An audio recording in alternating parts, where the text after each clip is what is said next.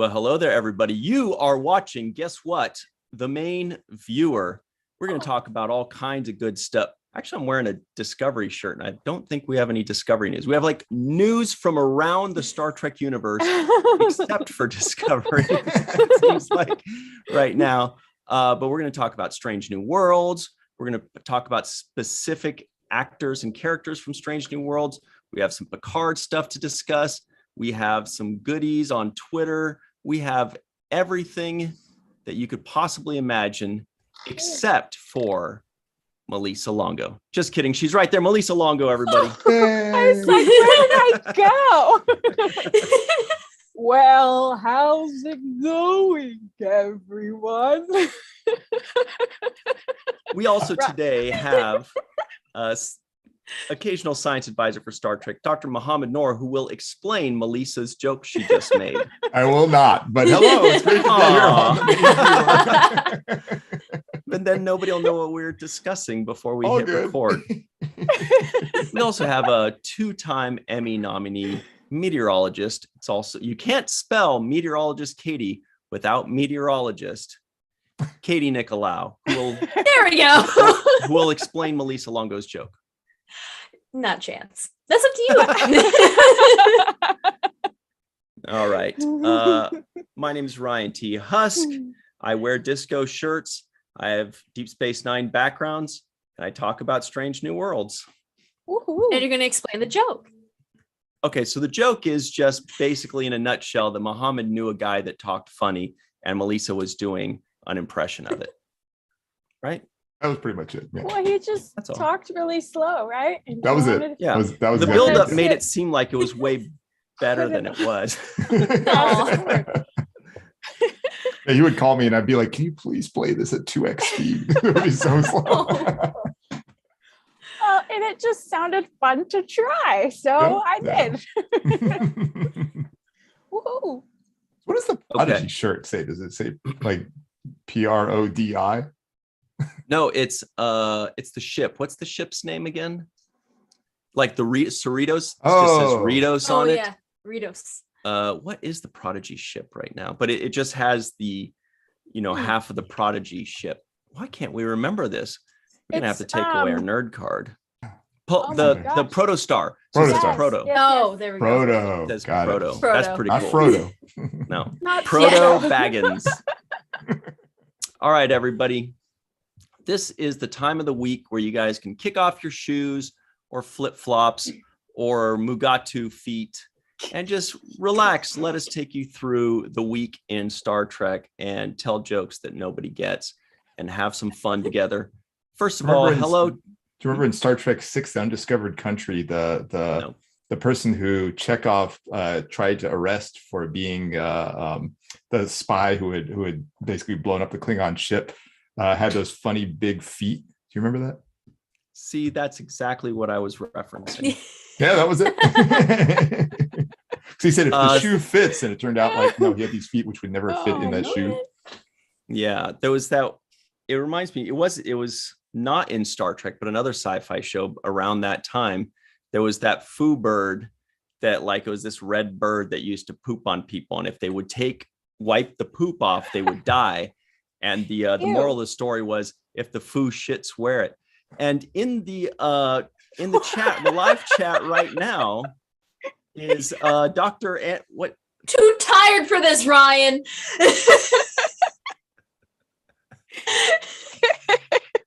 Oh no. This is the most unhappy I've ever seen Mohammed. He was like, I don't even want to follow that nonsense. Anne-Marie Siegel is in the live chat. I don't think she's going to join us today because she's probably in a cab from the airport in New York to her little apartment in Manhattan, New York. Just coming back from the Midwest. She's been there since Mission Chicago. So wow, that's a long convention. Yeah. We also have Robert Kaiser, Galenda, David Gregory, DJ Kitty Cat, JR Poole, Chuck A, Dane Yoshida, a whole bunch of cool people. So Linda Anderegg, nice. Scott Jensen, the 13th. First things first, everybody. before we get into all the cool Star Trek talk, let's talk about something that is important, which is you may know somebody named Armin Shimmerman. Yes. I gave him tech support one day. That's all I have. But did he want it? Yes. Okay. It was actually a virtual TrekCon. So Number 2. Oh, right. Very nice. Yeah. it made my day. So he's currently raising money to fight against pancreatic cancer at Purple Stride, Los Angeles. So everybody at home, you can go to his Twitter page and find the link very easily. He's trying to reach his goal. Check it out. This is where we are on that goal. He's at 61% of a very lofty goal of 25,000, but I think we can do it, right? Yeah. And he's got not? 4 days left to do it. Yeah. So let's make that happen. It is a cause near and dear to his heart because his wife, Kitty, is a survivor. Exactly right here. 18 years later, Kitty is a pancreatic cancer survivor, and her family, her friends, and I feel enormously lucky. I also lost a friend to pancreatic cancer a few years back. He was only 32 years.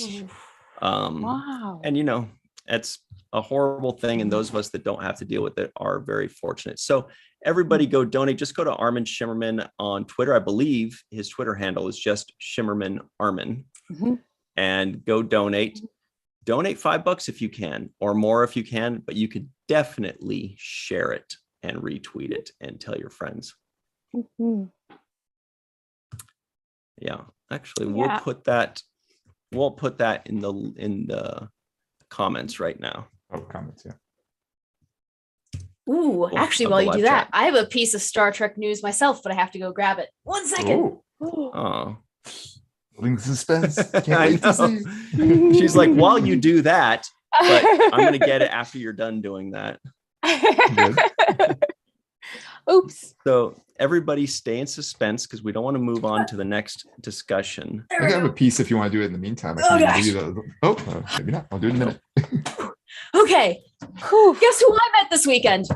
Oh, cool. Wow. Nice. He was at Planet Comic-Con. It's that guy from Breaking Bad, right? Cool. Actually, My Little Pony. I was going to say My Little Pony, yeah. Yes. No, he and Gates McFadden were at Planet Comic-Con in Kansas City this weekend, and I stood in line for an hour and a half to meet him. So it was really cool and very, very tired. Do you Tell get to us chat? everything, yeah. A little bit, yeah. He asked me what I do for a job, and then I said I'm a broadcast meteorologist and tornado chaser, and then his response was unique in that he just goes, "I have to have a good car for that." And just keeps signing up like, okay. I was like, yeah, kind of. What was interesting is Gates McFadden was right next to him. And since I was front of the line, I got to basically stand next to her for like an hour. And she was telling the funniest stories. And apparently one of the promo shoots and promo photos she has of her in just like the Starfleet uniform on a white background, someone brought it to her to sign and she said, "Oh, funny thing, those are breast pads. I was breastfeeding my son at the time, so that's why I look so good." Wow. And so there's your fun little Star Trek tidbit for the day. All right, we're all Star Trekked out. Don't think so. John Delancey was probably like, "Oh, you chase tornadoes, but can you make them?" How dare you murder those innocent Q? Yeah. Oh yeah, that's right. Everybody He's very listening interested in my in, guitar. it was just a snap. Chuck A says, "Q who?" Good reference, Chuck. Cute. Very good reference. So cute. All right. So, what were we going to talk about? Oh, Mohammed, you had something. Yeah, I just popped the link in your chat if you want in the chat if you want to pull it up. It's just a bit of news that this is for our UK listeners. I saw Rose Kirby from the UK is currently in the chat. So hello, Rose Kirby. But big news that Star Trek Prodigy is coming to Nickelodeon UK effective yesterday. So what? Big news there. They tweeted it there. Ryan, I don't know if you want to pull it up or just share it in the chat either way, but it's big stuff because I know some of our European listeners have been less than happy about the delay for some of these things. So Wow, very cool. Yeah.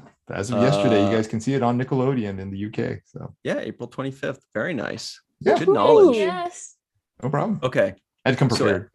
So everybody in the You're UK, in for a we can treat. tell you now, you're going to love Prodigy. It's super good. We didn't want to gloat because we could watch it way before you could. And we're like, oh my God, those poor UK people are missing out. This is a good show. But seriously, it's not just for kids. It's like a family show. It's Star So Trek good. that's just, not really pushing. It's not really edgy, because it's for families. What I love about this is a great entry point. Like it doesn't require that you have a lot of Star Trek knowledge. So even if you're an adult, like it's a good place to just break in there and pick up some things. And it's not, I mean, there are things that if you have watched Star Trek, you'll appreciate even more. But if you haven't, you don't miss anything. You fully get the plot that's going on. And the plots are great. They're really, really good. So I'm very impressed. Mm-hmm. It's so good. Yes. Great storytelling. And there's such great potential for plushies. Wink, wink. Yes. Excellent point. You want a Murph plushie, don't you? That's all I want. I have 2 axolotl plushies and I need a Murph to complete the set. I want a life-size Rock Talk plushie. Yes. That would be epic. Oh, And whenever you hug need it a whenever you hug. want it. Yes. You can hollow her out and use her as a tent. Yeah. Oh God. Oh, God. Why? Full dark. I was going to just The use question it is, dead, but would you crawl in through the mouth or the other end? That's where you have to decide where the tent entrance is. Little known fact, the species of alien that Rock Talk is, they don't actually have another end. They just kind of release all of their waste the same way we released sweat. It just kind of comes out of their crystalline pores. So, and by little known fact, I mean it's not even known to the writers because it's totally made I was gonna say it could work if it meant like it would build out their rock structure and they could convert it into harder carbon. Sure. That'd be cool. Yeah. But otherwise, secreting sewage is just kind of Calcium. off-putting. Maybe they're like stalactites where they're just like when they sweat, like calcium makes them grow. Yeah. That'd be cool. Right now, Muhammad is biting his tongue with us trying to science.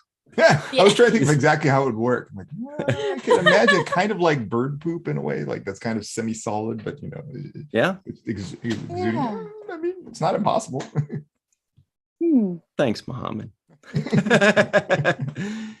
Okay, so here's the thing. Everybody go check out Armin's thing. We put the link in the comments.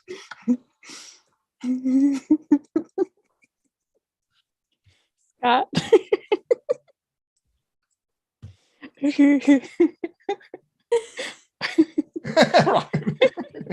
might want to check for a gas leak there.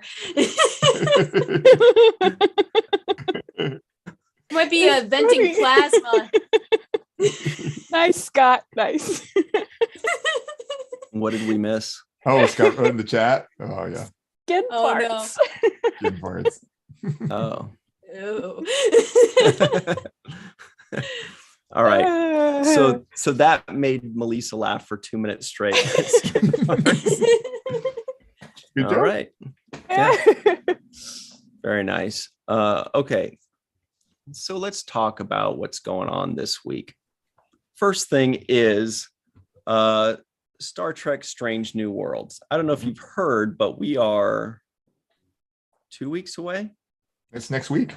Wow, 9 days away, right? Yeah. Oh, Cinco de Mayo. Can't wait. Cinco de Pico. So this here article that I'm pulling up right now, this is from inverse.com. Star Trek Star, that's probably Ethan Peck, says Strange New Worlds changes Spock in one major way. Oh no. The thing is, it doesn't really say what's. I read the entire article, and I'm not sure they actually said what way that is. Yeah, I thought they were saying that it was the humor that was different, that they were actually writing him funny, but then at the end it said it didn't. So right. I don't know. Right. Yeah. Exactly that. So everybody at home, check out that inverse.com article and tell us what exactly is that way. But he does say that gives me more freedom to explore and experiment. The main takeaway I got from this article, and the main thing that it seems like they were pointing out, is that, and it's something I hadn't really considered, is that this takes place after the cage.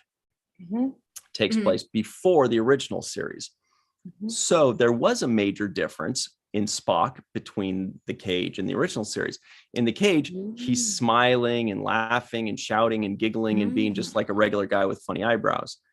And then in the original series, he's serious, he's stoic, he's Spock as we know him for the most part.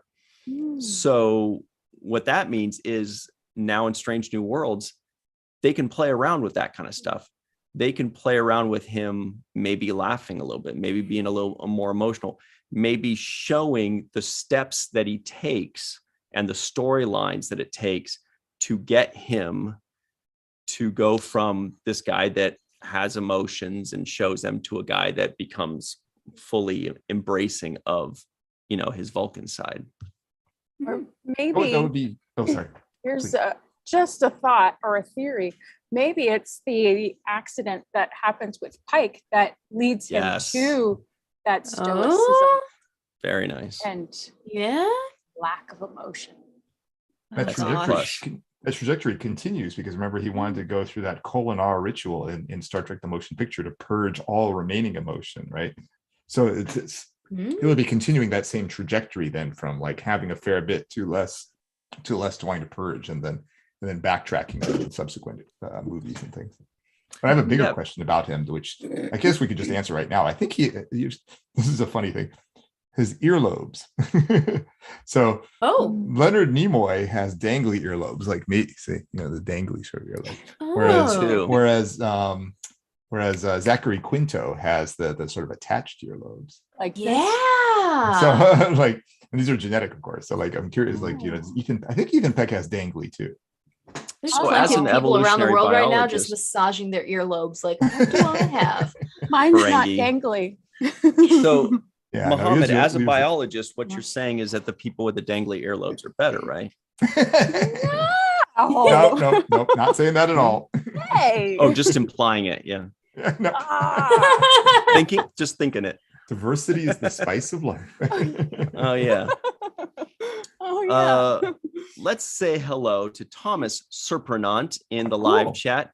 Hello, Thomas. Thanks so much for being a guest last week.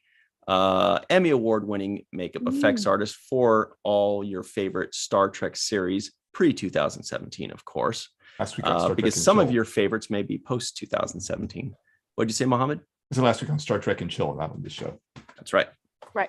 Also, we have Matt Boardman. Welcome, Matt. Hey, he's making fun of our headlines. Oh, no, I think he's talking about the inverse headline. He says, gotta love those clickbait headlines. Yeah, well, that's what the media does. Welcome, Matt. Wait.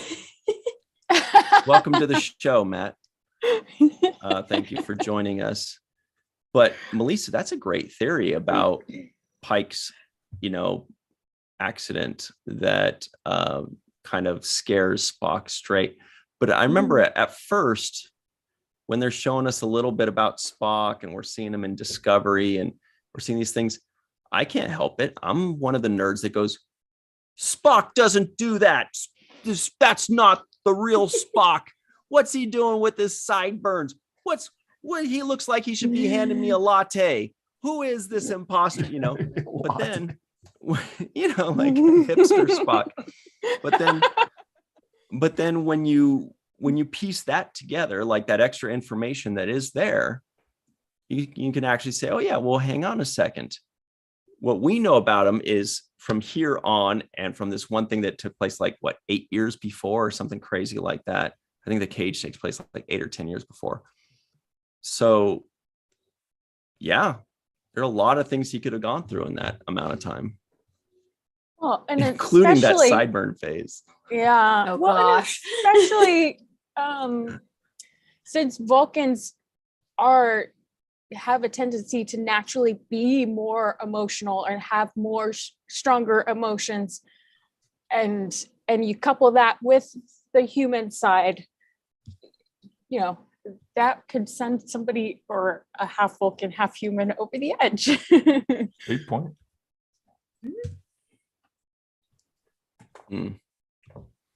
If they had not cast Ethan Peck as Spock, who gets your vote as an actor that you'd like to see play him? I know. No, that wouldn't work. You could do it, Ryan. I was Bruce just Willis? thinking, You. no, Ryan. I was thinking you are the first person that pops into my head because you're a fabulous actor. If nobody Thank has you. seen Yeah. Ryan, And because I'm right in front of your face right now. You have the cheekbones for it. No, Thank yeah, you. you definitely do. You have enough hair. I about- couldn't do it. A talented, Yeah. They can do wigs. talented guy, and I think you definitely could do it. Yeah. There you go. That's all I got. I'll do the rest of the show like this. I'd have to grow my hair out though. Or you can wear a wig like Ethan Peck does. Yeah, easier. No, but besides that, I can't think of anybody. No, we already got Ryan T. Husk. We're good. Yeah, we're set. All right, live chat, help us out. Ryan, Who do you think would be? Oh, Chris Pratt. Medallion says that's. I don't see Not that. sure that works. Yeah, that'd be tough. No, you need someone who's like tall and skinny. And my immediate thought is David Tennant, but I hate his American accent, so that's an immediate no. No, he just doesn't have the carriage for it either. Like there's Yeah. I don't know. There's very few people who could carry off Spock well. Mhm. And, Yeah.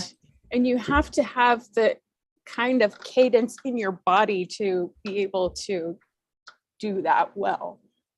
And So Katie, you mentioned his accent. It's interesting to think, like, does Spock actually speak English, or is it the universal translator thing? Otherwise, you could just essentially be like, Mm. dubbed. Spock's from the Dubbed. Midwest. It's Well, funny the to think about that. Like, why universal aren't translator could be. yeah, right. I mean, to some extent, Yeah. it's in theory, any character who's not Mm. speaking normal U.S. English, whatever, could be just be dubbed, and that would be fair, given it's the Well, universal translator. It's kind of like, I don't know if you guys saw the viral video a little while ago, someone speaking in Korean with a Southern American accent. And so it was like, ni hao, kai lam. And like it really, it's nails on a chalkboard.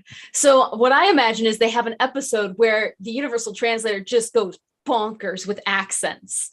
Nice. That would be fun for the actors. That would be fun for the actors. You know what? That is actually a storyline, a possibility for Strange New Worlds, because they are kind of going more into the old school version of there could be a hokey episode or something silly or cheesy or the alien of the week.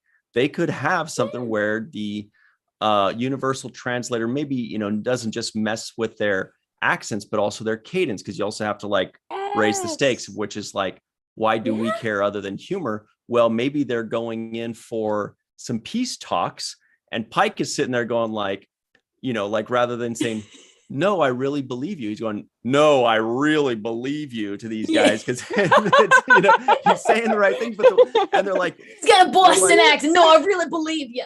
yeah, and they're like, oh, are you being, are you mocking us? No, I would never mock you. Oh, you are. They're like, no, this is not what I'm meaning to say. So they could actually be funny, but also have raised stakes. That'd be a fun idea. Yeah, Spock be like, Captain, I ain't sure what's happening right now, but all I know is this ain't fun.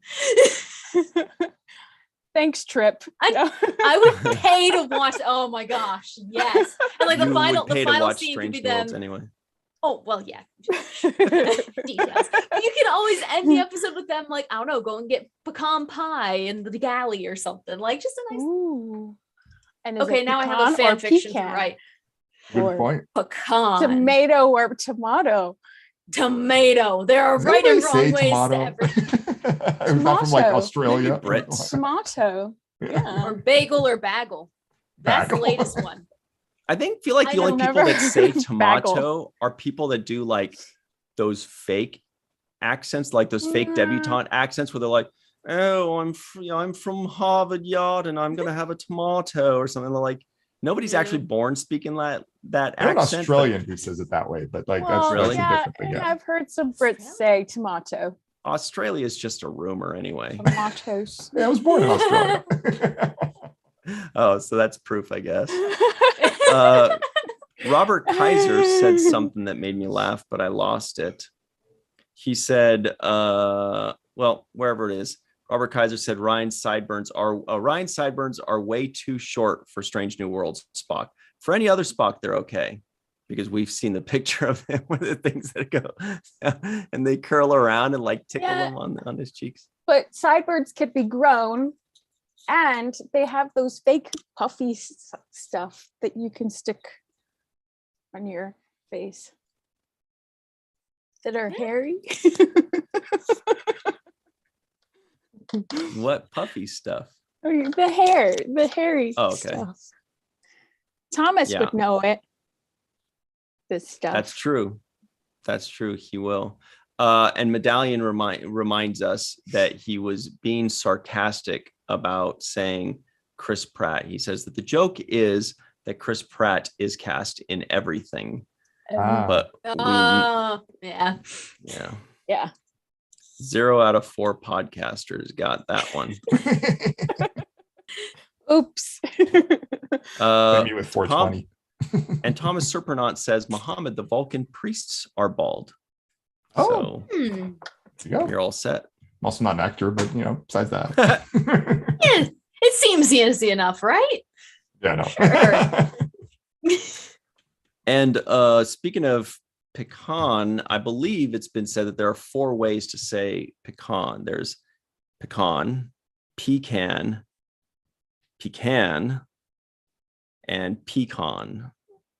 I think I read that there are 4 different it's ways just in the 2. United States. That in sounded the- like 2, but Syllables, like the accents are on different syllables. Watch. syllables. Don't make me look this up. It's And Pecan, and the wrong Pecan. syllables. pecan. Now that's splitting hairs. Or it's also like pecan or there's- pecan. Yeah, there's pecan. Like people say Pecan pecan and- pie. Pecan pie, like on when Harry met Sally. Oh, I understood that reference. Are you looking it up? Well, you Might guys as well. don't believe me. It's not that we don't believe you. Pecan. The Q says Okay. Pecan is a con I never want to go to. Thank you very much. Oh, Me PEE con. neither. Me neither. Here we go. Here we go, you naysayers. Uh, Pecan. pecan. Pecan. Pecan. Oh, pecan. Ah. pecan. Pecan. Pecan. Pecan. Pecan. Hey, that looks. Oh, pike. Oh, so that's pecan. Pecan. And that's pecan. Oh, Ah. gotcha. No, because that's pecan too. You guys, these guys, they're giving us 5 ways, but 4 of them are the same. That's what No. it sounds like. Does So it's- anyone else smell toast? Oh, sorry. No, it's it's where the accent is. So this one, Pecan. pecan, Oh, pecan, and pecan. And this one's pecan, Pecan. pecan. Never in my Pecan. life heard someone say Pecan. pecan. Yeah. Pecan. Yeah, like I don't know. pecan pie. I've heard that before. Usually you got to put the pie after it. Does anybody want any pecan pie? I've heard that. Right. Yeah. Mm. Yeah. Katie, you just y'all haven't are been on this weird. planet long enough. Yeah. I've only lived in Michigan and South Dakota. There's not Well, much variety there. yeah. Anyway, Pecan. I should Pecan. venture to the south. Pecan. See me. You're welcome to come stay with us. Yay! is North, We don't is get many North tornadoes Carolina, though. We got a few, but is not North many. Carolina really the South though? Oh yeah, solidly. Yeah. I mean, that's what they say over there, but it doesn't feel South. It feels very middle. No, it's I solidly. mean, south. Virginia's kind of like middle south. Yeah, Virginia's middle. And then Yeah. everything else is south. And isn't Tennessee above North Carolina kind of on that line. Tennessee's in the same line. Oh, okay. So Yeah. that's Yeah, considered Kentucky, South. Tennessee is South. Virginia, Yeah. South Right. Virginia, and North Carolina. This is a great Star Trek discussion. Yeah. It just always felt to me like North Carolina. I'm like, is that real? Because when I think of the South, I think like Alabama, Mississippi, you know, That's deep those South. guys. Yeah, the dirty South. And then people in North Carolina are trying to claim the South. I'm like, what are you? That's like Atlantic. That feels like mid-Atlantic to me. But I've never been, so I'm probably way off. You can come visit. They got accents. I base it on the accent. I remember Austin like has the Andrew accents. Griffith show was supposedly in North Carolina, just as a reference point. There you go. Mm-hmm. Mayberry, Yeah. North Carolina. Never seen it. Oh. But I haven't seen most things. Chuck A says North Carolina is nice. Been there once. Galenda says yes, North Carolina is south. I could totally read her condescension in there too. Gomer Pyle, supposedly. Well, I guess he started in the Andy Griffith show, and then that was a spin-off. Anything below the Mason-Dixon line is south, says Yeah, but that means the Maryland Great South. Merman. That doesn't count. I mean, the Mason-Dixon line includes that's above Maryland. Like, meh. Somehow Maryland almost feels more south than North Carolina to me. I don't know why. Like just the feeling, you know. Huh. And it's Interesting. formally true, Melissa, but like most people Oh. wouldn't consider Maryland that. Was like, no. Well. I was just reading the Great Merman's comment. Yep. So anyway, just to close out that Spock talk, because that's what we were kind of doing just Ooh, now. that was fun. Cool picture. Yeah. Yeah. You know, we've seen it before, but it's Yeah. nice to see it again. You know what? I like those suits. Look at the burns on this guy. See, those Wow. are wispy. Mm-mm. This and, is and like the free Wispy earlobes too. burns. Yeah. Ooh, good point. Look at this guy. Those look like fun lobes. What? Spoken like See- a true Ferengi lover. Honestly, it looks like a funnel to me. Like call me a weather nerd, but it looks like a funnel cloud. It's just too pointy. If you're gonna have a sideburn, let it be flat. Exactly. Exactly. I love the He has reference. the It looking ears. like a tornado. It's so See? true. I can't. There's a And wall yeah, cloud. Even his and ear yeah. causes a wall cloud. It really, it just seems like he's, you know, late for work because he's busy going like this. Wait. Ah, shoot. And he's comparing it to the other one, and he's like, wait, this one doesn't curve quite enough, and let me just, you know, it's flailed out, and at the end, at that tip there, it's like 4 hairs. It's so Or- thin. So he's like cut, and they're like, you know, Spock to the bridge, up, Captain, I will be there soon. I'm fixing my sideburns. Please, you know how important these sideburns are to me. Everybody's gonna laugh at me if they're not perfectly straight, and I want to be taken seriously. He just shows up bald because he couldn't handle the stress. or maybe he gets them tattooed on so that it's Ooh. always like that. Ooh, it's like the Ooh, eye. That's brilliant. Yeah, That actually would be a nice little workaround. It's like those the people eyeliner and the that have a eyebrows. shaved head, but then they have a tattoo of like that Hair. covers exactly their hairline thing. Have Oh, you there's seen an that? idea. I'm just kidding. It's confusing and it seems expensive and difficult. And So ouchie. yeah. Now back to Strange New Worlds. Mhm. We've got an article here. Melissa, you know this article. You sent this in. I think you sent the last one in as well. Mhm. Cinema Blend tells us Star Trek actors and fans Anson Mount and Rebecca Romaine know Strange New Worlds will change franchise norms, and they have thoughts. What are those thoughts? We're not going to tell you. Those are some thoughts. Just You wanna think tell up us what whatever those your thoughts- thoughts are. Melissa, you read this recently, right? I did. And it was in succession of reading a whole bunch of articles all at once. So sometimes they blend together.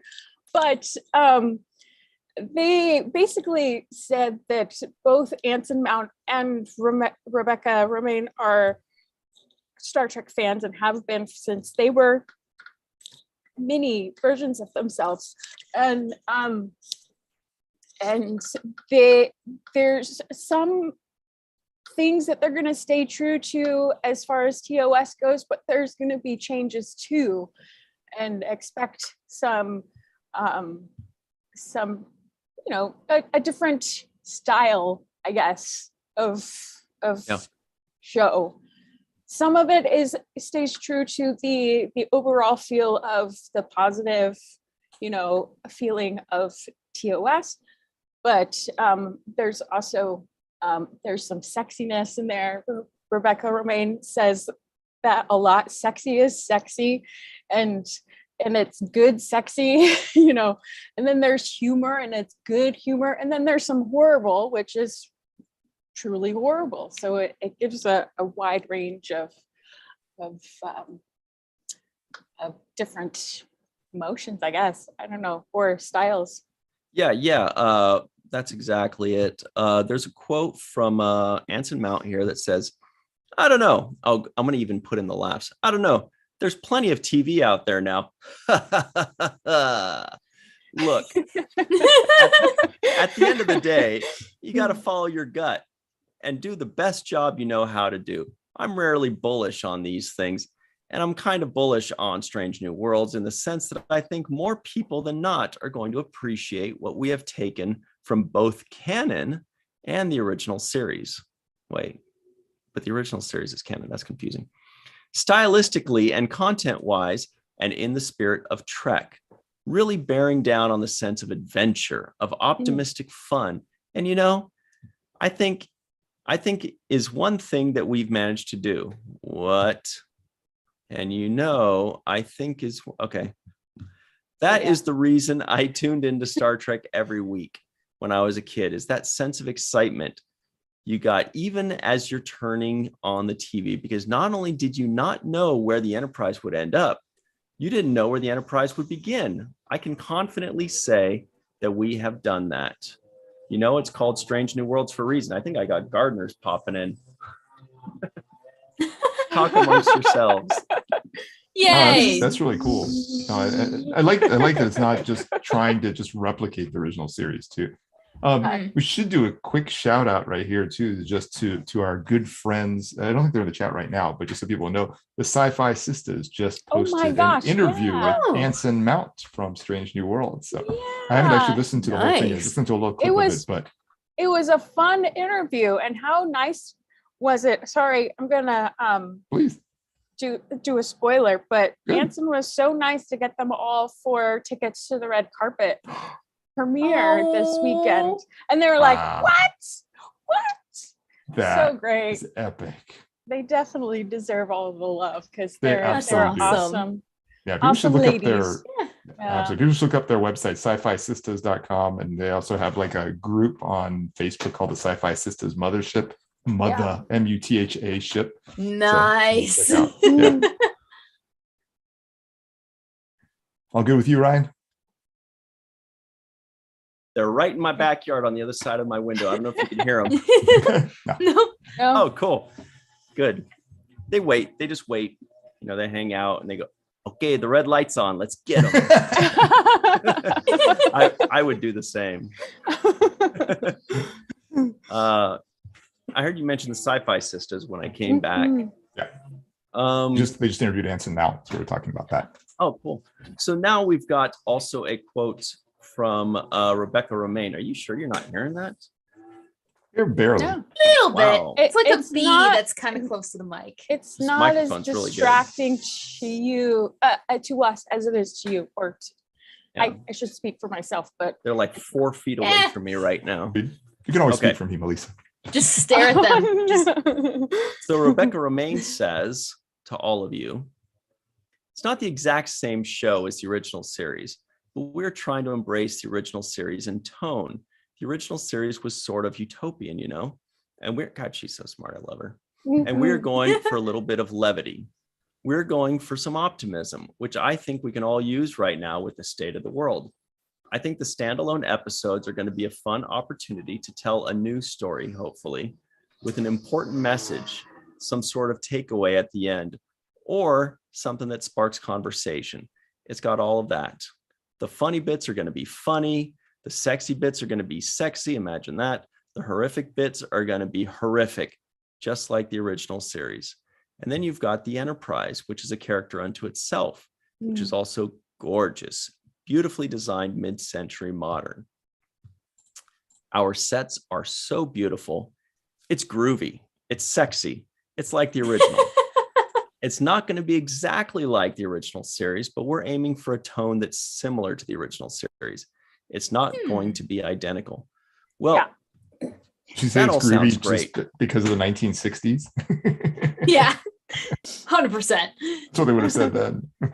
I love that they're going to match the tone. You know, I think I think what's great is that there are some people whose favorite show was Next Generation. They're like, can I interest you in some Picard, sir? You know, and other people, their favorite, you know, series was maybe original series. They say, can I interest you in some Strange New Worlds, you know, for example, and then so on and so forth. And some people are like, my favorite series isn't Star Trek, it's Rick and Morty. And they're like, I got something for you. Well, I will be so happy when they say, oh, your favorite series is Deep Space Nine. Here's some Deep Space Nine for you. Yes. I was thinking Section 31 might be that one. Might be. No idea though. Even Voyager has Prodigy. So DS9 is kind of just left out. And Enterprise. And then Stephanie and I are the two going, we need the Romulan War. Yeah, we need the Romulan War. 100%. Oh, yeah. Well, I wasn't going to jump into this so quickly, but since we are talking about Enterprise, it was also something that, now Trek movie, you can tell when it's a slow news week. And I know you're all jumping up and down saying, how? Tell us how. Well, you can tell when it's a slow news week when outlets like Trek movie write an article about a panel that happened, whatever, 2 or 3 weeks ago at Mission Chicago. They're like, is there anything going on? No. What about now? No. What about now? Nope. All right. Is there anything we didn't cover at Mission Chicago? Well, there's the Enterprise panel. Oh God. Anything else? Nope. That's really it. Okay. People need to be nicer to Enterprise. It's my yes. Totally. I wholeheartedly agree. Yeah. It's so underrated, especially the Xindi arc. Oh yeah, I love that. Totally. If I need like a show to have on in the background, it's like a Zodi Prime. Just oh yeah, that one's so good. So good. That does connect with your point from earlier, Ryan, about like accents and things like that. Because I think in that interview there was a comment about Connor Trenier talking about the accent that he was trying to do, like a Florida accent, but he's like, it's not really from Florida. It's basically doing an Oklahoma one. But then a family from Florida came to him and said, like, oh man, you nailed our accent. And he's like, that town. Yeah, that's right. That's right. Happy accidents. I wonder if that's a universal translator thing too, where it's like you could speak English in a Southern accent and alter it to speak English in, you know, a Midwestern accent or some or a British accent. Enterprise is pre-universal translator. Yeah. Or, you know, you also could have it the way where if you speak English as your native tongue and you have a Southern accent, when you translate over to Vulcan, it still has a Southern twang, which would be hilarious. Yeah. I like what that. If it would pick up nuance of where the emphasis on different syllables are? Why not? Hoshi was pretty smart in creating all of that stuff. So, you know, why wouldn't it pick up all of that? Darmok Angelad at Tanagra. A completely different thing. I wish we had more Hoshi. They really could have done more storylines. And the only one I can ever remember of a Hoshi-centric episode was that Beauty and the Beast episode. Yeah. That just did not do it for me. And Yeah. it was like an annoying it was like one of those episodes that kind of was just like, ugh. There's one where she did And- the transporter where she remember she like felt like Everything was off falling afterwards. through her.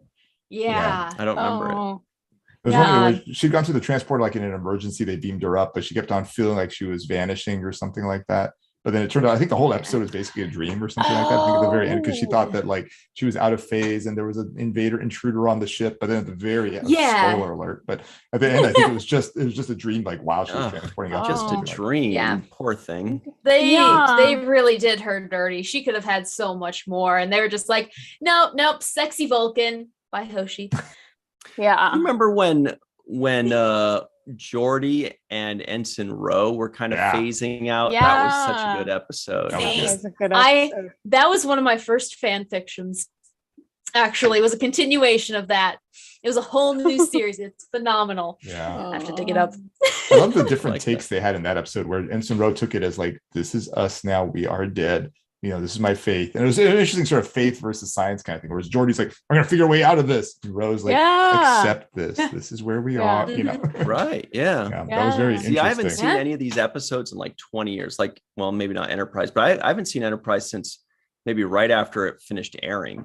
Mm. So that's why I'm looking Dude. forward to one of these days. I'm going to go back and rewatch it all. Yeah. And same thing with Next Generation. I haven't watched it in at least a decade. The only thing I've seen recently of the old Star Trek series is Deep Space Nine and the animated series.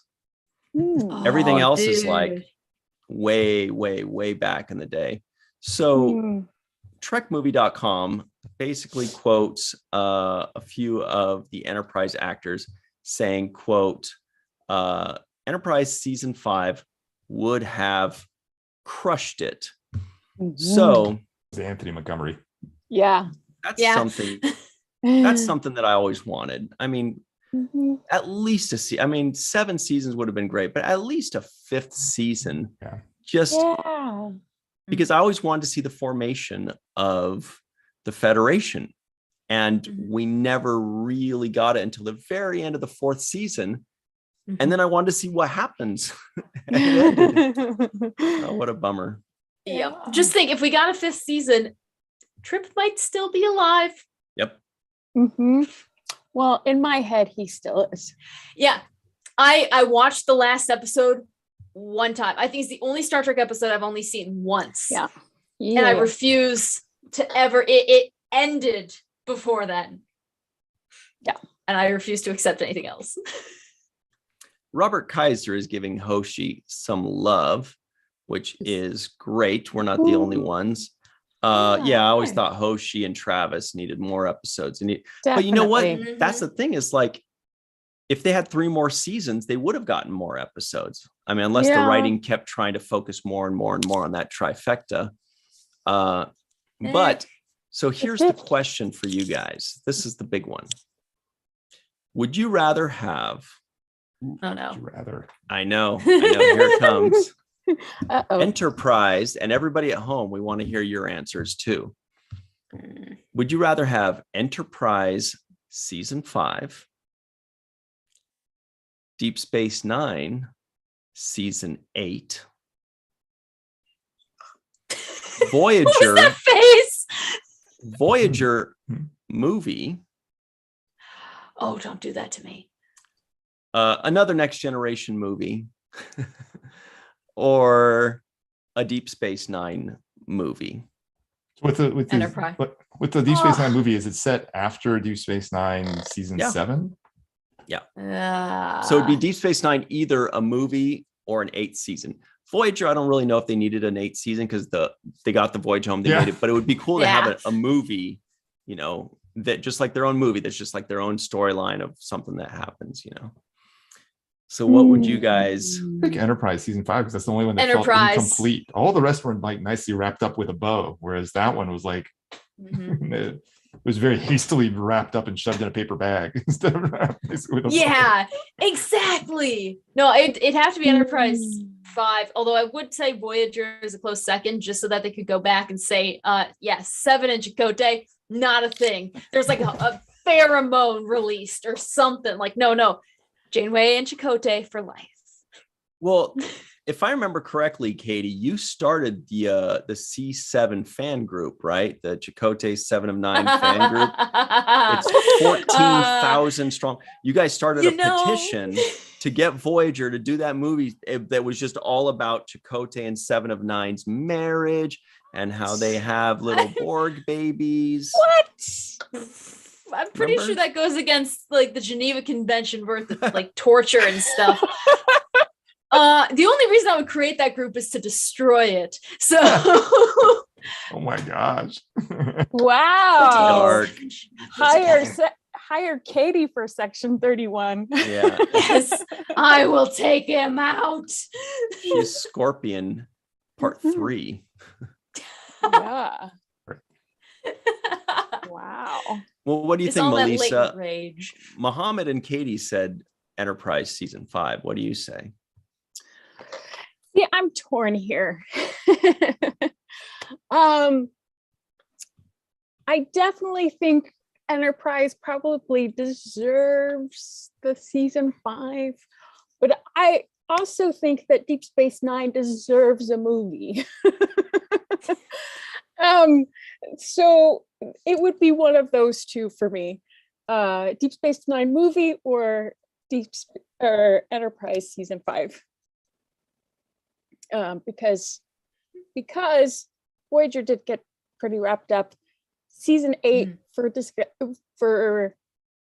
Deep Space Nine, that you know, as fun as that would be, that kind of got wrapped up.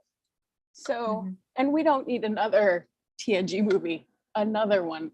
Been there, done that. Many Well, then times. that'd be an odd numbered Star Trek movie, and we know how those go. Oh yeah. Wait a minute. First Contact is an odd number Star Trek movie, and I thought that was the best one. It's a really good movie. Oh no, wait, no, Yeah. you're right. No, That's it's number 8. No, You're yeah. right. Yeah. Oh, Okay, there are no flaws in this theory. Okay. wait, Well, I Nemesis don't know is what this even. That's the theory weird is. I don't know what this theory is. Oh wait, Into Oh, Darkness is 12. we- so We don't speak about the odd numbered Star Trek movies. Yeah, because Why? like Basically. Star Trek 5, for example, was widely considered very unpopular. A lot of people didn't like the original, or some people didn't like Star Trek 3. So, and Yeah. then Generations was not super popular. Whereas when you think about the great ones, they're like the ones with the whales 4, Wrath of Khan Yeah. 2, Undiscovered Country 6. You know, it tends to First go that way Contact. in terms of popularity. Yeah. Star Trek Into Darkness 12. Ooh, that might be broken. Those were some fun. I think they started Ew. over again with 1, 2, 3 with the JJ ones. Actually, that still Exactly. doesn't work. That would still be 2 then. Yeah, never mind. Somebody tell Mohammed about math. Yeah, oops, sorry. It's whatever you man. want it to be. But I agree with Chuck A's answer. Chuck A says the 7th rule movie, please. That's when like Sirach and Ryan go to White Castle and they're like all the hijinks that ensues, and they meet a college student named Melissa who's just hitchhiking out to Tennessee, and she's like, I'm going to a concert, want to come? Hi, And they're y'all. like, well, we just like Star Trek, so yeah. Hey, How does y'all. your mind work? I don't think it Melissa's a does. college student. Can I be her professor? Yes. There you go. Yes, Yes. the zany professor. And then when we pick him up, he's got half of his face painted because he's like a super fan of their basketball team. So it's There you like go. blue. Oh Wait, gosh. are you blue? What are you? The Yeah. Tar Heels? Oh God, Blue Devils. Oh, that's South How Carolina. dare Yeah. you? Hey. No, then Hey. when I you don't guys care are about passing college through, sports. Carolina is all right. well, see, when you guys are passing through the plains to get to Tennessee, then you run into this intrepid storm chaser who's like, "Hey, I'll join you," and then boom, we got the whole Yes. gang together. What Love a it. deal. What a deal. Chuck A, we get writing credits on that script but you have to write it, okay? Inspiration credits. Yeah. Yeah. I think I'd go with Enterprise season 5. too. Dude, where's my runabout? Dude, where's my runabout? Yeah. Awesome. That's JR epic. Poole. Dr. Anne Marie Siegel says, that sounds like the worst movie ever. Okay. And then they pick up this really intelligent, funny person from Manhattan, and she saves the day, and she's a doctor. Her name's Anne Marie. Okay, now the comments can be like, "Oh my god, best movie ever!" But let's see. So season 5 of Enterprise, I think I want to see the Deep Space Nine characters in a movie or season 8 the most, but obviously we know that Enterprise is what would benefit from it the most and needs it the most. And we as fans owe it to Enterprise to root for them for a 5th season, if that makes sense. Like the needs of the many outweigh the needs of the few. Mm-hmm. Truth. For the one. There we go. But I think it would have been cool if they had another character or two, because you looked at Voyager had 9 series regulars, right? Yeah. Deep Space Nine had like 9, and then a gigantic extended cast, right? Next Generation had 9, and then they whittled down to 7 later on, because they also had Guinan, they also had Tasha, and they also had Wesley Crusher, but it was usually like 9 at a time. But Pulaski was instead of Crusher. It's a replacement. I'm just teasing. And if they were gonna go, or if they were gonna go ahead, I'd say Shran, because I freaking love Shran so much. Yeah, and you deserves to be a regular. What about Sabal? Actually, I can see that. I thought that they start off well I think it was like the 3rd season. They brought that Mako dude. Yeah. And I was like, great, cool. They're expanding the crew. It's an 8th person. I just want more characters. Then he died and got replaced by female Mako. And I'm like, cool, awesome. But then it just kind of whittled away. It just kind of we just didn't see her anymore. Yeah, it was kind of weird. Yeah. And I wanted, I always want like more characters, especially when your lead crew is only 7 people. Yeah. We can afford an 8th and a 9th, Yeah. Look at Seth Voyager did it MacFarlane. fine. Just put Seth MacFarlane's character on the spotlight. Maybe. Well, yeah. If you're on a ship that's in space for X amount of time, there are definitely more than 7 people who make that ship go. And it would be nice to see, see how they interact with the crew. Like the Lower Decks episode of TNG. Yeah. So Anne Marie in the live chat, after we came up with this brilliant idea to incorporate her weird ass character, she says, and then I don't get in the car because it still sounds awful. Oh. We have cookies. Yeah, we're like, come on, you rascal, hop in. And she's like, your show sounds dumb. And she closes the door and hops in a cab and leaves. Who saves lives or something. Little does she know you had to pass through Texas on the way, where you learn to rope, and so you just pull out that rope and just Katie's got drag her into the back seat. The twist. I'm like Janeway editing the script there, and worst case scenario, just we're gonna make this work one way or another. I'm gonna make this work. We lure her. I know how to get her. We lure her in with McDonald's coffee. We're like, no. We have McDonald's coffee. And she goes, okay, maybe just for 5 minutes. You know what we've got? We have Shatner in the car with us. Oh, God. Then she would physically toss us all out of the car. Except all for of us him. would be out. Yeah. Okay. Possibility. Okay. Now Love you, Amber's on Anne-Marie. board, I'm sure. Yes.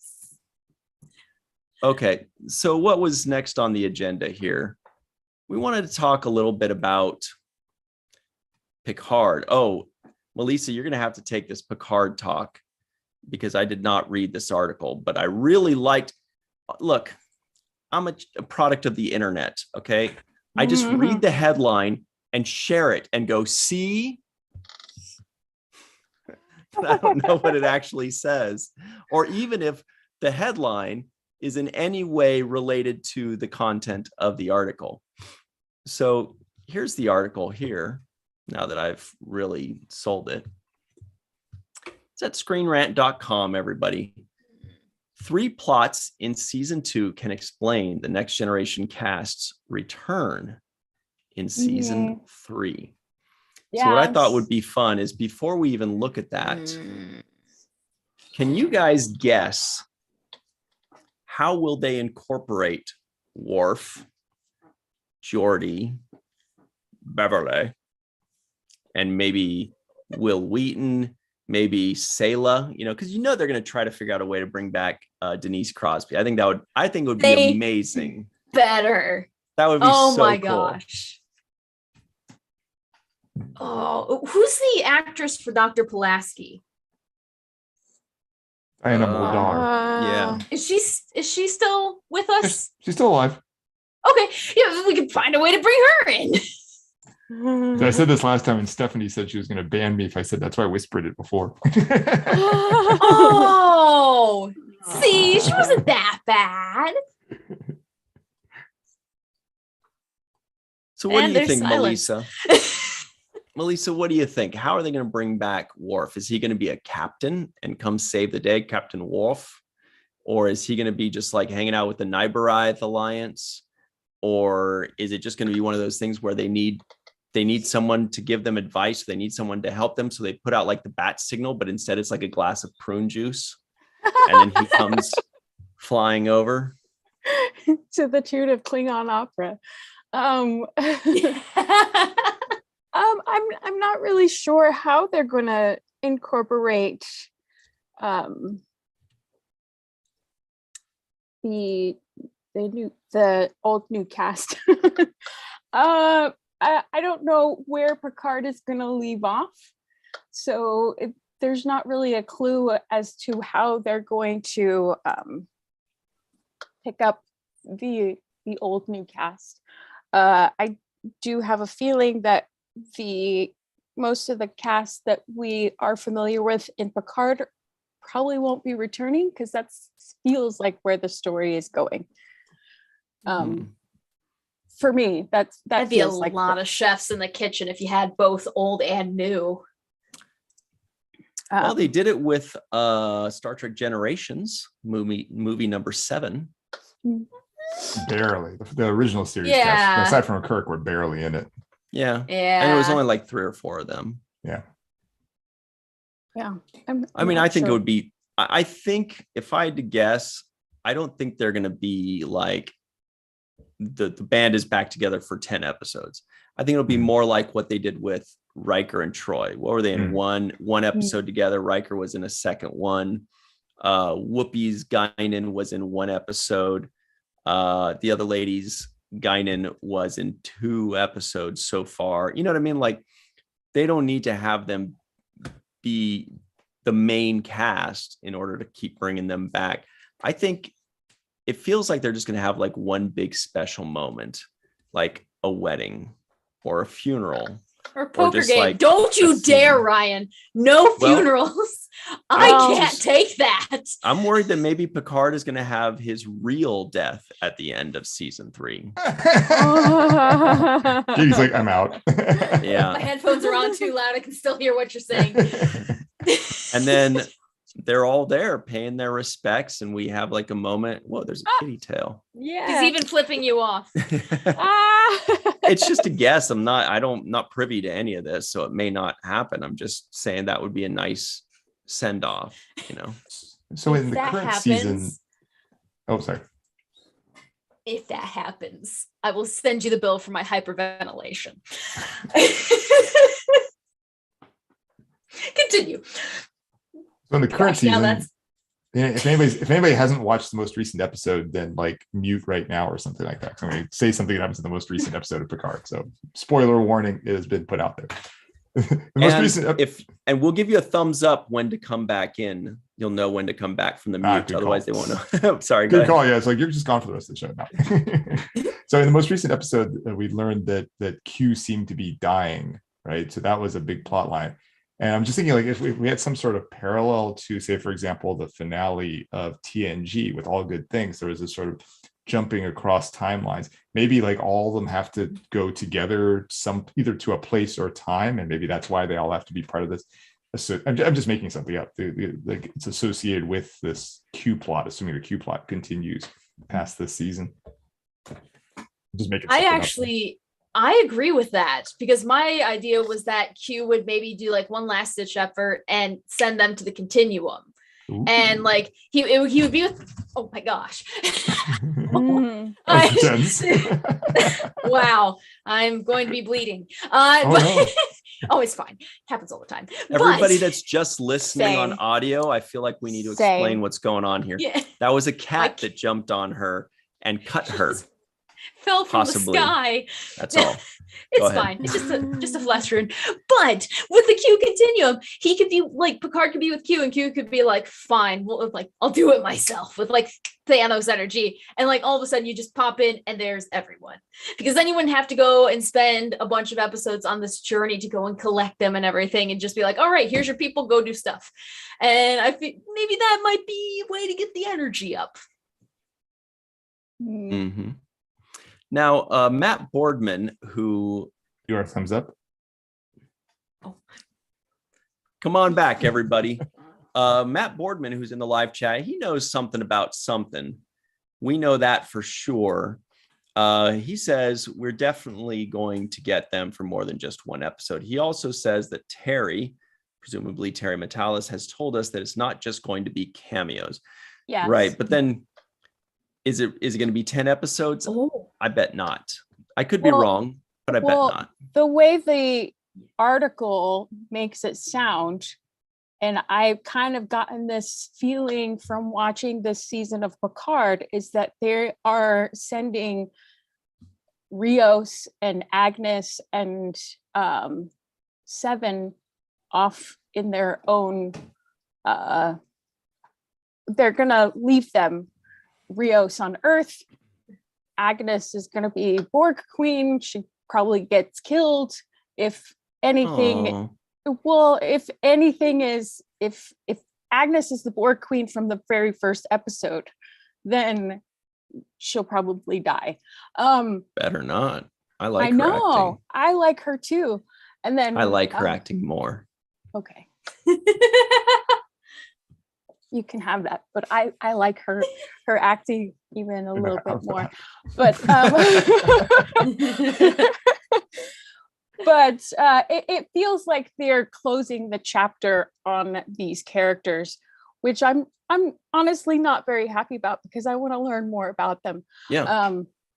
So and then bringing on the TNG cast.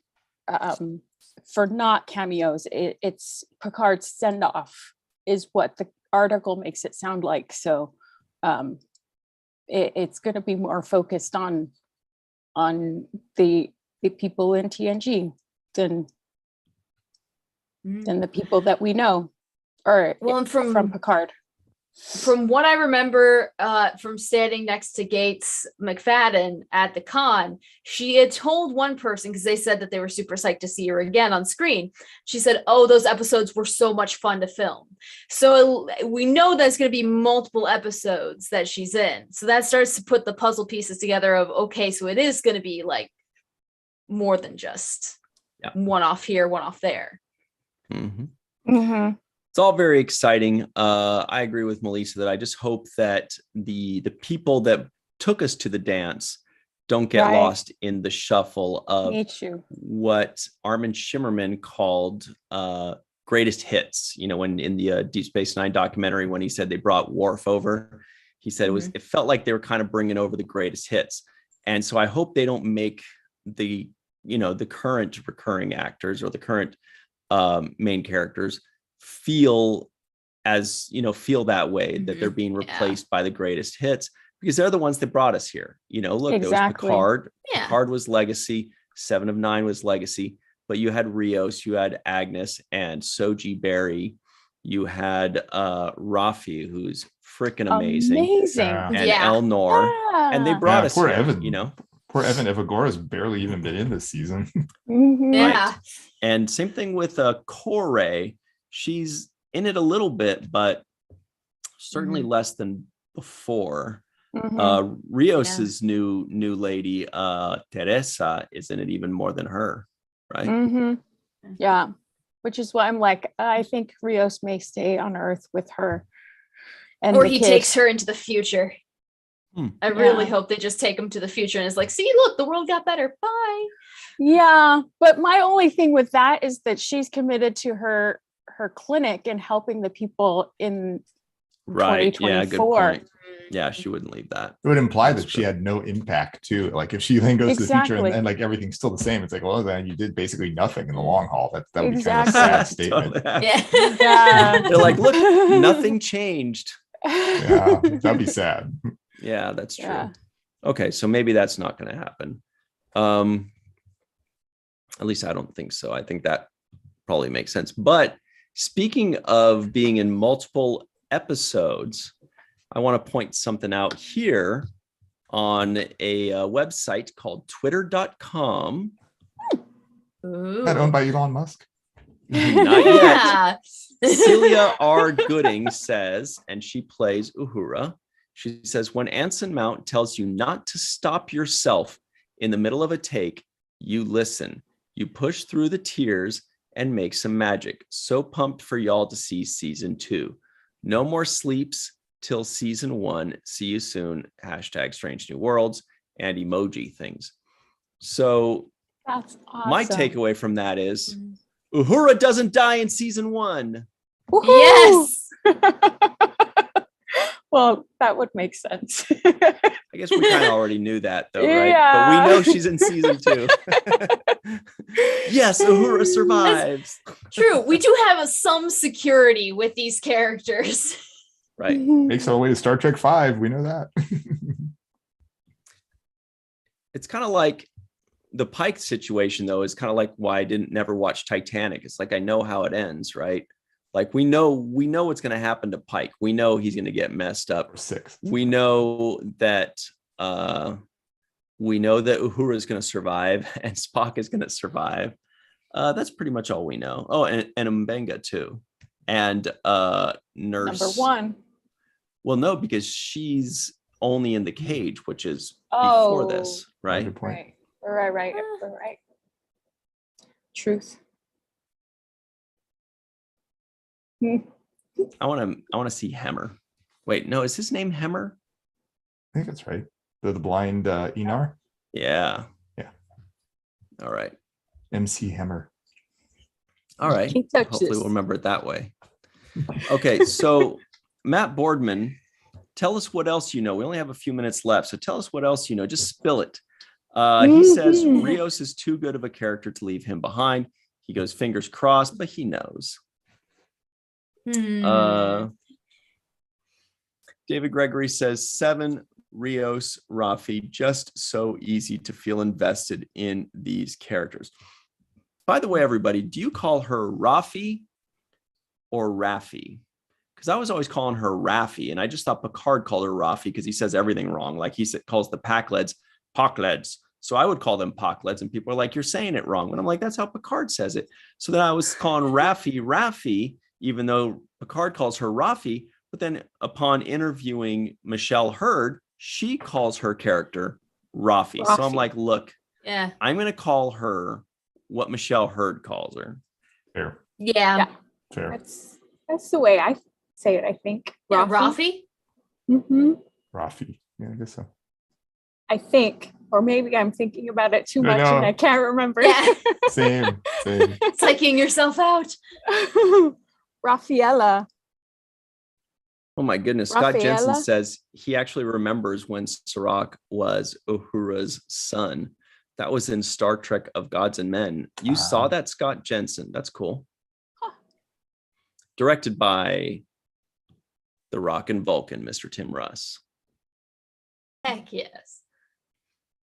Okay. Well, we've got a little. Yeah, no, let's do this. I wanted to This ask sounds promising. Muhammad always has these cool trivia questions from like 1992, but we have one more article to get through. So we're Either way. yeah, we'll one of these days, because these things that we had so much fun when we did that. We only did it once, but I always kind of want to go back to them twice. We did twice. 3 times. Okay. So This question is, or this article, this is from a website called StarTrek.com. Ooh, Check it out. sounds official. The article says these were some of Starfleet's most challenging ethical quandaries. Ooh. And here they are in no particular order. At least I don't know if they're in any particular order. Oh, Good fuck. ones. Good ones. Captain Georgiou and the Klingon conflict. Battle at the Binary Stars. Wow, starting from the beginning there. Captain Sisko and the Dominion deception. Oh, Classic. boy. Yeah. Oh boy. This is a very well-known still frame right here. Mhm. Is number one going to be Tuvix? Well, you know it's It gonna better be, be. Right. you know it's better gonna be there be. somewhere. Captain Pike and the temporal test. Wow. Oh. Discovery gets 2 of them. Huh. There it is. There it is. Captain Janeway and the Oh. transporter trial. Yeah. Mr. Tuvix.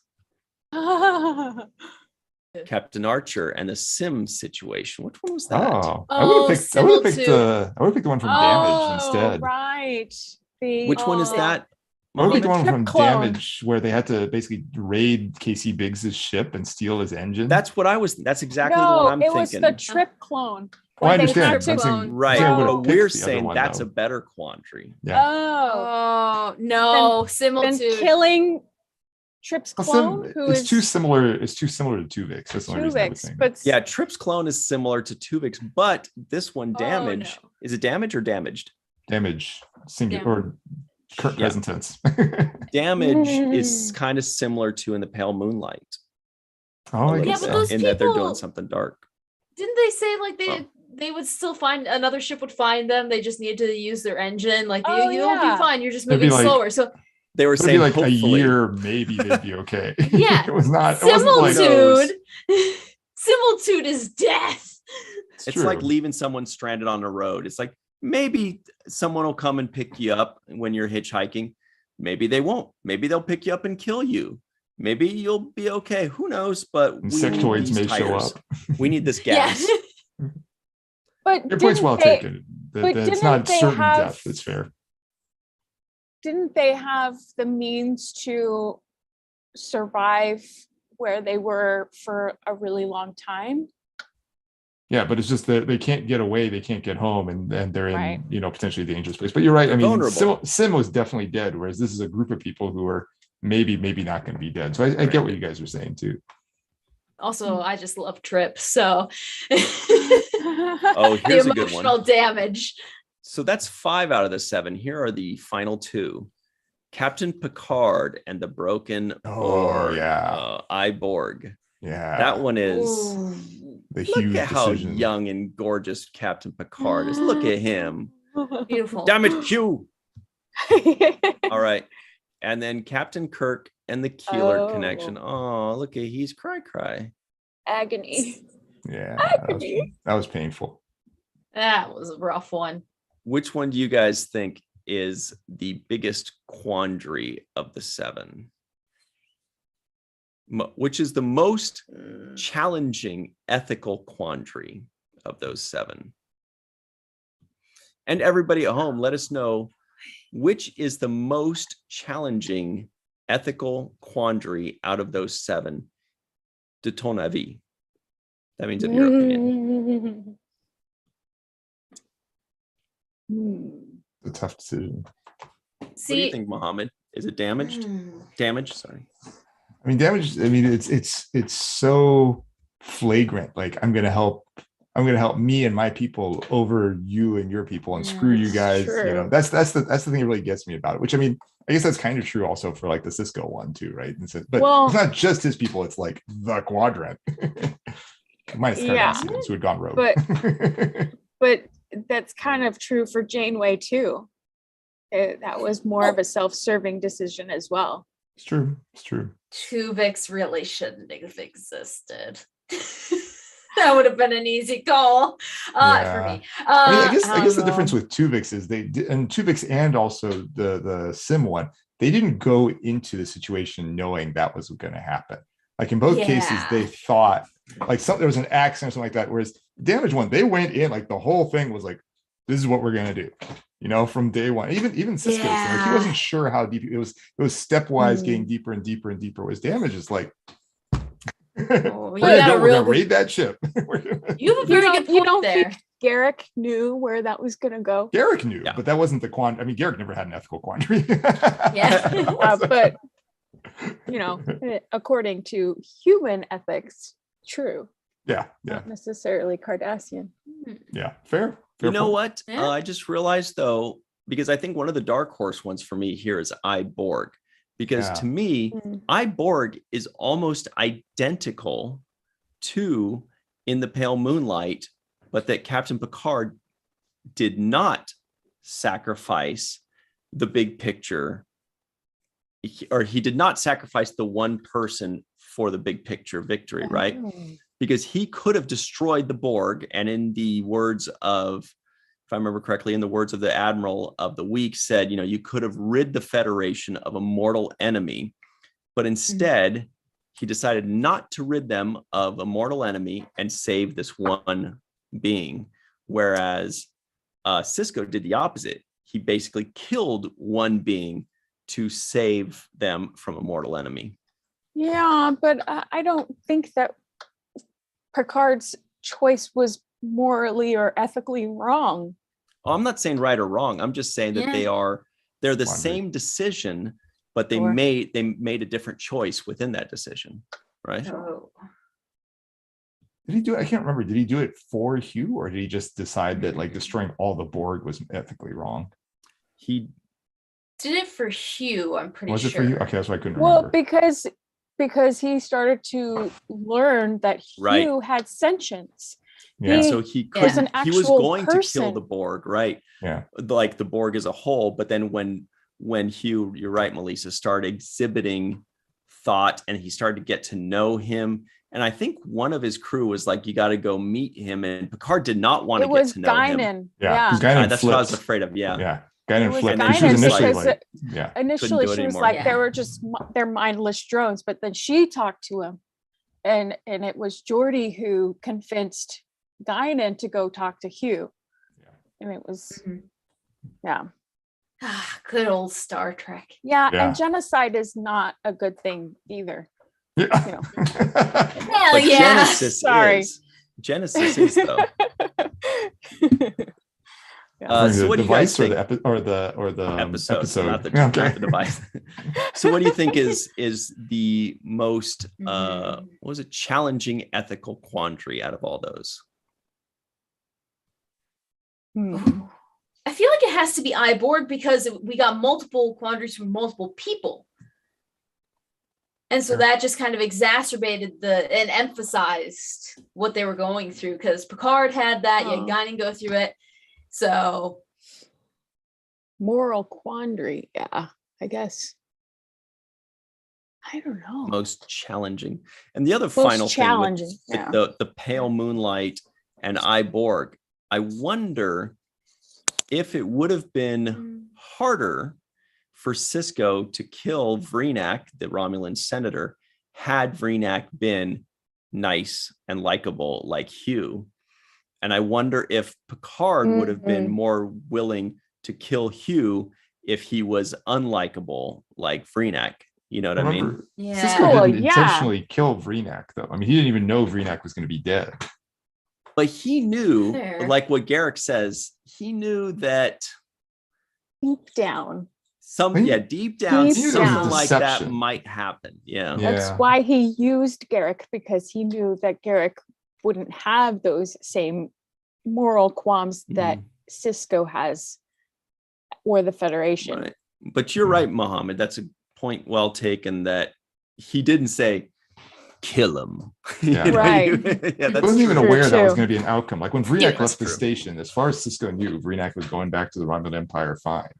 Right. And he did feel that heat as well. Like, now what are we going to do? Now what am I going to do? All right. That's it, everybody. It's time for the Star Trek Day trivia question of the week. You've survived all the fun stuff. Now it's time for more fun stuff. Yeah. All right. So the question is, who was the first actor to play a member of all three of the, I already know the answer. I don't even have to finish reading this sentence, but we'll see. Who was the first actor to play a member of all three of the major alien races in Star Trek? Is it A, Jeffrey Hunter, B, Leonard Nimoy, C, Mark Leonard, or D, Christopher Lloyd? Spock count as two. Yeah. Spock count as two. Yeah. Who was Different the first Spocks. actor to play a member of all three of the major alien races in Star Trek? Jeffrey Hunter, Leonard Nimoy, Mark Leonard, or D, Christopher Lloyd? I think I know the answer. We will see. Yes, I do. Okay. Huh. Don't give the answers yet, everybody. Let's talk about very quickly what is going on in Star Trek this week in the world of entertainment, right? So yesterday, the Seventh Rule just premiered their review of, let's see, Deep Space Nine, Season 6, Episode 21, The Reckoning. That was a very fun one, a very cool one. That's the one with Zool. exactly where Sirach and Nana become Zool from Ghostbusters, and they're like pelvic thrusting lasers at each other. Oh gosh. Sirach talks about how funny that is, that the director's just That's like, yeah, funny. now thrust your pelvis, and that Nana's like laughing at him or whatever. Yeah. But so everybody check that out. That's on the Seventh Rule. It is premiered already, so you can just go watch it right now. No waiting necessary. Then tomorrow, Wednesday at 6 p.m. Pacific, 9 p.m. Eastern Time, Falling Tower premieres our review of, you've been demanding it, everybody at Yes, home, it's good. Station 11 on HBO Max. Our guest is yes. Neil Patrick Stevens. Eris. Checks notes. Stevens. No, Neil Patrick Stevens is a great director, good friend of mine, nice producer. So check that out. He's kind of a sci-fi and horror guy, so he seemed like a really good fit for this. Station 11, that is tomorrow, Wednesday, 6 p.m. Pacific, 9 p.m. Eastern. I love that Then- pilot. Well, did I enjoyed it too. Did we love it, though? You're about to find out. Ooh. And spoiler, I did watch the second. Yeah, same. Nice. Same. Watch the whole season. That was great. Same. Then Thursday, 6 p.m. Pacific, 9 p.m. Eastern, Seventh Rule will do our review of Picard Season 2, Episode 9, the penultimate episode of Season 2. So check that out. Then on Friday, Virtual TrekCon is back live, 5 p.m. Pacific, 8 p.m. Eastern Time with Star Trek and chill. You guys, it's so chill. You're going to love it. It's so chill. And they're like, but what's it going to be about? Hey, whatever, who cares? It's chill. We just have a beverage and talk about Star Trek. What do you guys do on a Friday And night? food. Come on. Then Sunday morning or noon, Sunday at 9 a.m. Pacific, noon p.m. Eastern Time. The Seventh Rule has our, what is this one? Oh my goodness. It is, I don't even know if I could tell you guys this. It is Deep Space Nine, Season 6, Episode 26, Tears of the Prophets. Ooh. The end of Season 6, the end of Jadzia Dax. Spoiler. This is, you guys, this is so sad that we're coming to a close. Oh, by the way, we forgot to mention at the top of the show that on the Seventh Rule, after this, we'll do our Season 6 review. Mhm. But before we move into Season 7, we are going to do season reviews of Season 1, 2, 3, and 4 of Deep Space Nine, because we did the seasonal reviews for Seasons 5, and we're doing it for Season 6. And we're like, we can't have an incomplete product. So we're going to go back, revisit Seasons 1, 2, 3, and 4. for the next few weeks. It's going to be a lot of fun. We're going to relive episodes that Aaron Eisenberg reviewed with us. We're going to relive all these episodes where Melissa Longo comes in and like saves the day because Sirach and I were talking nonsense. It's going to be amazing. And then we're going to get back and do season 7. And everybody at home is like, it sounds like you guys are almost stalling, like you don't want the game to end. Nope, that's not it at all. Well, then, I say stall more because don't end. Yep. They're going to call us Joseph because we are stalling. Oh, God. So I know. Hey, Muhammad, I don't make good jokes. I just make jokes. Then at 9:30 a.m. Pacific time, 12:30 p.m. Eastern time, Muhammad, go ahead. Sure. So 9:30 a.m. Pacific, 12:30 Eastern p.m. on Sunday. We're going to have the final episode of BioTrekkie with the Admiral covering season 4, episodes 12 and 13. There's something special here. So both Jane and I will be in the live chat then. So if you want to talk with Jane Brooke in there, you can go in there and type at her. And if she may answer your questions or comment on what you say, so go for that. And we have a special guest. It's a surprise. We have a special guest. All I'll say is that it is a Trek actor, but not from Discovery, who will be on with us. It's not Sirach. Tell us who the special secret guest is. Nope, it's a surprise. Give us some spoilers. Come on, surprise us now. Like I said, it's a Trek actor, not from Discovery. That's as much as I'll say. Okay, a Trek actor. Is there another vague clue you can give us? Yeah, what series? Yeah. Let me leave that out. That might narrow it down too much. Is it post 2017 or pre 2017? Pre 2017. Whoa. Okay. All right. Ooh. Okay. I know who it is. And I know why. You're guess it. And I know why you didn't say what series it is, because if you said what series it was, they'd be like, "Oh, obviously it's." But we're not going to say. All right. I doubt you'd guess it, but I'm not going to say. I'm going to text you right now, Muhammad. You tell me if I'm right. Sure. I would be shocked if you got it right. Okay. And if he gets it right, you have to text me the spoiler. Okay. If Ryan gets it right, I'll tell you too. I texted you. What do you think? Did I get it? Nope, that's not correct. Son of a, that was my only guess. I knew you were going to think that. On, actually, when you said that. Well, when he said no way you're going to get this, I was like, okay. I'll tell just to get everybody on the same page. Ryan texted Garrett. It's not Garrett. I love Garrett. Because then I thought I was like, because if he said the series Voyager, we'd be like Garrett, right. No, it's not Garrett. I love him, but no. All right.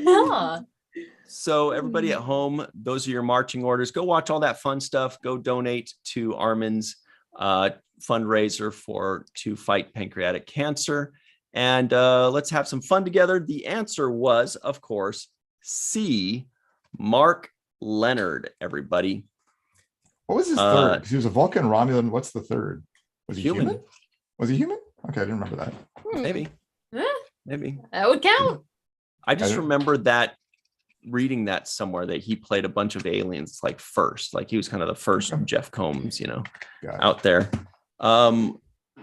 Katie, where can everybody find you online should you choose to be found? 100%. If you want to find me online, whether I like it or not, you can find me at weather_Katie, pretty much on Instagram, Twitter, TikTok, all over the place. Just feel free to reach out and say hi. What about you, Melissa? Definitely.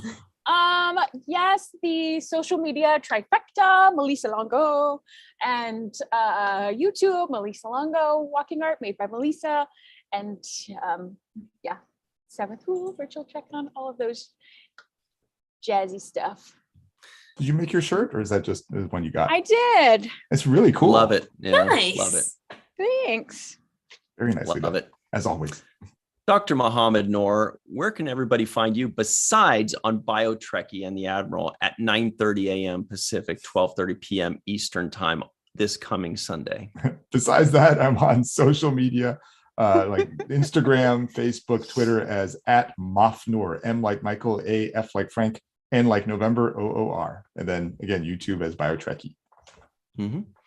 And everybody, you can find me right here on Virtual TrekCon. You can find me on the Seventh Rule, any social media with Virtual TrekCon or the Seventh Rule, as well as Falling Tower. If you can't find me there, I'm probably on the floor in the corner in the fetal position, shivering. Look for me there. I'll just be like shivering, Oh, and you might find me there. Oh, I know. that's so sad. And there's a kitty. Nice. she's Uh, been biting my Yay. feet this entire time. Aww. She is so cute. Linda Being a Andorek rascal. says, "Oh yeah, I hope Melissa is selling that shirt. I love it." Nice. I bet she is. Not yet. She will. I need to tweak it a little bit, but it's all painted and I had fun with this. Beautiful. Nice. Fun. And I made a mess, a big mess Aw. making this. Well, everybody at home, we appreciate you taking the time to join us today. Dr. Anne Marie says, I love Mark Leonard. Thank you all for joining us. It's been a great time. We love reading your comments in the live chat, and we appreciate them when you comment down below. Afterwards, leave us a comment. Please be sure to like, and please be sure you're subscribed. Share this with your friends. Give it 5 stars when you're listening in. You know, it's free. You click a few buttons, you type some things, and it helps us out. And then we talk more, and You you make can us hang happy. out more. And it's fun. And we Love you giggle. all. Maybe it's fun. It's But, so fun. Beyond that, everybody at home, when you're looking for a show that has kitties biting toes, put it on the main viewer.